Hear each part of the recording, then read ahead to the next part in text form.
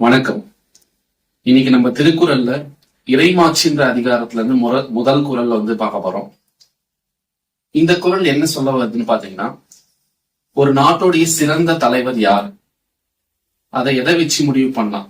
So இந்த முதல் குறள்ல திருவள்ளுவர் 6 சிறப்பம்சங்களை குறிப்பிட்டிருக்காரு. இந்த 6 சிறப்பம்சங்களை எந்த ஒரு தலைவர் தன்னுடைய நாட்டுல உறுதி செய்யறாரோ அவர் தான் தலைவர்களிலேயே சிறந்த தலைவரா திருவள்ளுவர் குறிப்பிட்டிருக்காரு. சோ முதல்ல இந்த திருக்குறள் என்னன்றதை நம்ம பார்ப்போம். படைக்குடி கூழமைச்சி நட்பரன் ஆறும் உடையான் அரசருள் ஏறு. திருக்குறள் 6 விஷயங்களை சொல்ல வருது. அந்த 6 விஷயங்கள் என்னன்னு பாத்தீங்கன்னா, முதல்ல படை. படைனா என்ன? ஒரு நாடு தன்னுடைய நாட்டு எல்லைகளை காப்பாத்துறதுக்கு படைபலம் தேவை. சோ இன்னைக்கு நம்ம நாட்டுல ஏர்போர்ஸ், நேவி, ஆர்மி இது எல்லாமே இருக்கு. சோ ஒரு வலுவான ஒரு டிஃபென்ஸ் போர்சஸ் எந்த தலைவன் மெயின்டைன் பண்றானோ, இல்ல எந்த தலைவன் கட்டமைக்கிறானோ, சோ அந்த ஒரு தலைவன் தான் சிறந்த தலைவனா கருதப்படுவோம். இரண்டாவது பாத்தீங்கன்னா குடினா யாருன்னு பாத்தீங்கன்னா மக்கள்.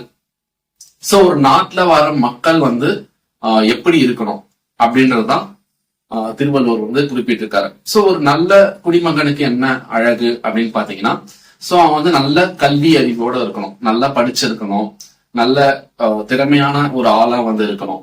ஓகேங்களா?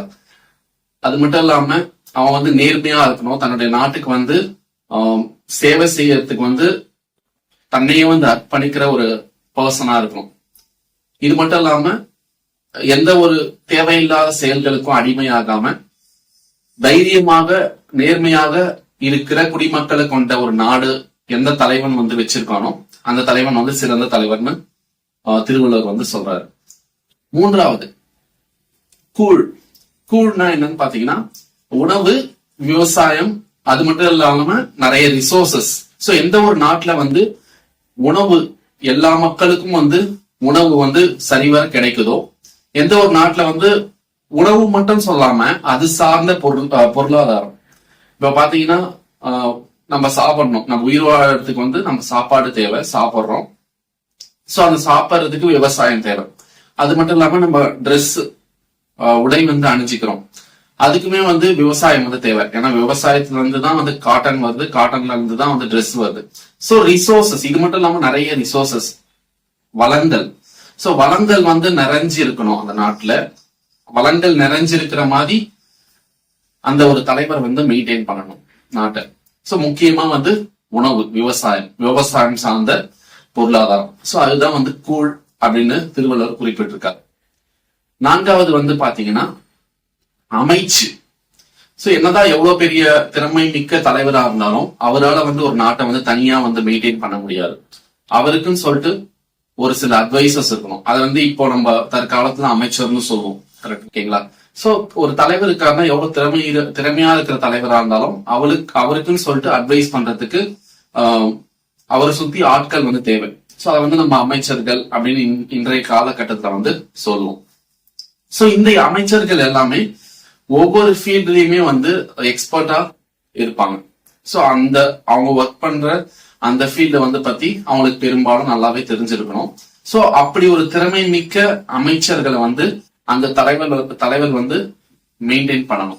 ஓகேங்களா? அவருக்கு அறிவுரை சொல்லக்கூடிய தலைவர்கள், அந்த தலைவர்களுக்கு அறிவுரை சொல்லக்கூடிய அமைச்சர்கள் அது சார்ந்த துறைகள்ல நல்ல ஒரு நாலேஜபிள் பர்சனா இருக்கணும். அப்படி இருக்கிற மாதிரி அந்த தலைவர் மெயின்டைன் பண்ணணும். ஓகேங்களா? சோ அப்படி மெயின்டைன் பண்ற தலைவர் ஒரு தலை சிறந்த தலைவரா இருப்பாருன்னு திருவள்ளுவர் சொல்றாரு. சோ இதெல்லாம் 5வது விஷயம். சோ நட்பு. சோ ஒரு நாடை பொறுத்த வரைக்கும் பாத்தீங்கன்னா, ஒரு நாடுன்றது தனிப்பட்டு இயங்க முடியாது. நட்பு நாடுகளுடைய உதவிகள் சில இடத்துல தேவைப்படும். சோ நட்பு நாடுகள் உதவி எந்த மாதிரி இடத்துல தேவைப்படும் பாத்தீங்கன்னா, லைக் ஏதாவது ஒரு இயற்கை பேரிடர் ஏற்பட சொல்லவோ, இல்ல நம்ம நாட்டு மேல வேற ஒரு நாடு போர் தொடுக்க சொல்லவோ நட்பு நாடுகள் உதவி செய்யும். ஓகேங்களா? சோ அப்படி ஒரு நட்பு நாடுகள் எந்த ஒரு சூழ்நிலையுமே நம்மளை விட்டு கொடுக்காத, எந்த ஒரு சூழ்நிலை நம்ம நாட்டு மக்கள் எந்த ஒரு கஷ்டமான சூழ்நிலை இருந்தாலும் நம்மளுக்கு வந்து முன் வந்து உதவி செய்யற நட்பு நாடுகளுடைய துணை வந்து நம்மளுக்கு தேவை. அப்படி நல்ல நட்பு நாடுகளை செலக்ட் பண்ணி நல்ல நண்பர்களை செலக்ட் பண்ணி எந்த தலைவர் வந்து நாட்டை வழி நடத்துறாரோ அவர் வந்து ஒரு சிறந்த தலைவரா இருப்பாரு. சோ 6வது விஷயம் வந்து பாத்தீங்கன்னா அரண். அரண் எதை நம்ம குறிப்பிடலாம் பாத்தீங்கன்னா பாதுகாப்பு. சோ ஒரு நாட்டுடைய பாதுகாப்பு. சோ பாதுகாப்புனா ஜெனரலா அரண்ன்றது ஃபோர்ட்டை வந்து குறிக்கும், அதாவது கோட்டை அரண் அமைச்சு பாதுகாக்கிறது அப்படியும் நம்ம எடுத்துக்கலாம். ஒரு வலுவான கோட்டை அமைச்சு வளங்களை வந்து பாதுகாக்கிறது. அது மட்டும் இல்லாம இது மற்ற பாதுகாப்புகளையுமே வந்து குறிக்கும். அரண்னா பாதுகாப்பு, மற்ற பாதுகாப்புனா எந்த மாதிரியான பாதுகாப்புன்னு பாத்தீங்கன்னா ஒரு மனிதன் நல்லபடியா வாழறதுக்கு தேவையான பாதுகாப்புகள். ஃபார் எக்ஸாம்பிள் சொல்லணும்னா பெண்களுக்கான பாதுகாப்பு, ஒரு நாட்டுல ஒரு பெண்களுக்கான பாதுகாப்பு, குழந்தைகளுக்கான பாதுகாப்பு, அதுக்கு தேவையான சர்வைலன்ஸ் வந்து பண்ணணும். ஓகேங்களா? அது பண்ண சொல்ல அவங்களுக்கான பாதுகாப்பு வந்து உறுதி செய்யப்படும். இது மட்டும் இல்லாம வந்து குழந்தைகளுக்கான பாதுகாப்பு, குழந்தைகளுக்கான தேவைகள் அதை பூர்த்தி செய்யறது, இதுக்கான பாதுகாப்பு அம்சங்கள். இது மட்டும் இல்லாம வேறு சில பாதுகாப்புகள், சமூக விரோதிகளுக்கிட்ட இருந்து மக்களை பாதுகாக்கிறது, திருடர்களா இருக்கலாம், இல்ல கொள்ளடிக்கிறவங்களா இருக்கலாம், கொலை பண்றவங்களா இருக்கலாம். சோ இவங்க கிட்ட இருந்து மக்களுக்கு தேவையான பாதுகாப்பு. இது மாதிரி வந்து பாதுகாப்பு வந்து நம்ம நிறைய வகைப்படுத்தி கொண்டு போயிட்டு இருக்கலாம். இன்னைக்கான சூழ்நிலை பாத்தீங்கன்னா வேற என்ன பாதுகாப்புலாம் தேவைன்னா லைக் என்விரான்மெண்டல பாதுகாக்கிறது, சுற்றுச்சூழலை பாதுகாப்பு. மக்கள் நம்ம நல்லபடியா வாழணும்னா சுற்றுச்சூழல் வந்து நல்லபடியா இருக்கணும். என்விரான்மெண்ட், நம்ம சுத்தி இருக்கிற என்விரான்மெண்ட் வந்து நல்லா இருந்தாதான் நம்மளால வந்து நல்லபடியா வாழ முடியும். சோ அந்த என்விரான்மெண்ட்டை வந்து பாதுகாக்கிறது. ஓகேங்களா? என்விரான்மெண்ட்டை பாதுகாக்கிறதுனா மலைகளா இருக்கட்டும், ஆறுகளா இருக்கட்டும், ஏரிகளா இருக்கட்டும், இதெல்லாமே வந்து நல்லபடியா வந்து மெயின்டைன் பண்ணி பாதுகாத்து வைக்கிறது. ஓகேங்களா? இது மட்டும் இல்லாம எல்லா விஷயத்திலுமே பாதுகாப்புகள் வந்து தேவை. இன்னைக்கு நம்ம நிறைய டெக்னாலஜி வளர்ந்துச்சு, செல்போன்ஸ், இன்டர்நெட் இதெல்லாம் யூஸ் பண்றோம் இல்லையா? நம்ம பர்சனல் விஷயம்லாம் நம்ம மொபைல்ஸ்லயோ லேப்டாப்லயோ சேவ் பண்ணி வச்சிருக்கோம். அது திருடு போகாம எப்படி பாதுகாக்கிறதுக்கு அதுக்கு தேவையான சாஃப்ட்வேர்ஸ்.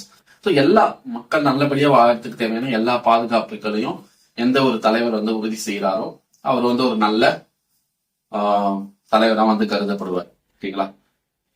சோ நான் சொன்ன மாதிரி இந்த 6 விஷயங்கள், இந்த முதல் குறள்ல நம்மளுக்கு திருவள்ளுவர் இந்த 6 விஷயங்கள்ல எந்த தலைவர் வந்து உறுதி செய்யறாரோ அவர் தான் வந்து சிறந்த தலைவர்னு சொல்லியிருக்காரு. அந்த 6 விஷயம் என்னன்னு பாத்தீங்கன்னா படை, குடி, கூழ், அமைச்சு, நட்பு, அரண். சோ இந்த 6 விஷயத்த எந்த ஒரு தலைவர் நல்லபடியா உறுதி செய்கிறாரோ, ஒரு நாட்டுல நல்லபடியா இதை அமைச்சுக்கிறாரோ அவர் வந்து சிறந்த தலைவரா வந்து கருதப்படுவார்னு திருவள்ளுவர் வந்து சொல்லியிருக்காரு. ஓகேங்களா? நாளைக்கு அடுத்த குறள் வந்து நம்ம வீடியோல பார்க்கலாம். நன்றி.